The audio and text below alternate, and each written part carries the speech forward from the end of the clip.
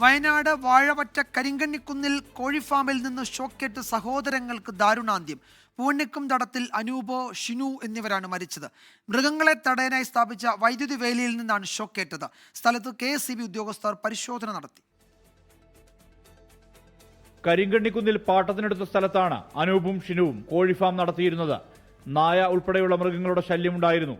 ഇതിനെ പ്രതിരോധിക്കാൻ സ്ഥാപിച്ച വൈദ്യുതി ലൈനിൽ നിന്നാണ് ഷോക്കേറ്റത്.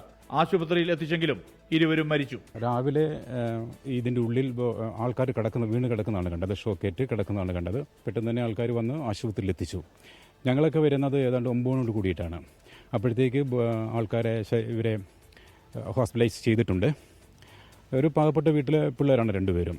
KSEB ഉദ്യോഗസ്ഥരും പോലീസും സ്ഥലത്ത് പരിശോധന നടത്തി. അശാസ്ത്രീയമായ രീതിയിലൊരു ചെറിയ നൂൽക്കമ്പി, കോപ്പർ വയർ ഉപയോഗിച്ചിട്ട് ചുറ്റും ഒരു ഫെൻസിംഗ് ഉണ്ട്. ആ ഫെൻസിങ്ങിലേക്ക് ഒരു കൊടുത്തതായിട്ട് ചെറിയൊരു സംശയം മാത്രമേ പറയാനുള്ളൂ. വേറെ നമ്മൾ കൂടുതൽ അന്വേഷണത്തിന് ശേഷമേ പറയാൻ പറ്റുള്ളൂ.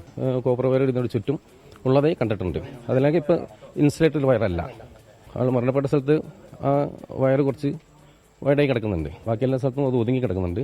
പക്ഷെ ഞങ്ങൾ വരുമ്പോൾ അതിലേക്ക് കണക്ഷനില്ല. മൃതദേഹം കൽപ്പറ്റയിലെ ആശുപത്രികളിലേക്ക് മാറ്റി. ഇഞ്ചി കൃഷി ചെയ്ത് നഷ്ടം സംഭവിച്ചതോടെയാണ് ഇരുവരും വളർത്തുകോഴി കൃഷിയിലേക്ക് മാറിയത്. 24 വയനാട്.